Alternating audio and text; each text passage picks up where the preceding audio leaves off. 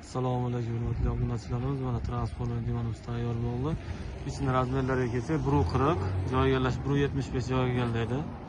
Funksiyalarni ko'rsatib o'tamiz. 68 ga 1.71 bo'ladi stoli.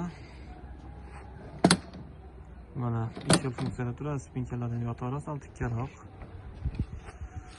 Mana bu odam bemalol foydalanib o'tirsa bo'ladi, keng inshaalloh. Ishlashlari yengil asosiysi. Mexanizmlari 100% rossiyskiy mexanizmda bo'ladi inshaalloh. Yog'ochlari 100% sasna. Mana baquvvatliklari 100% temir. Qayralar bukilib ketmaydi, xudo xolasa.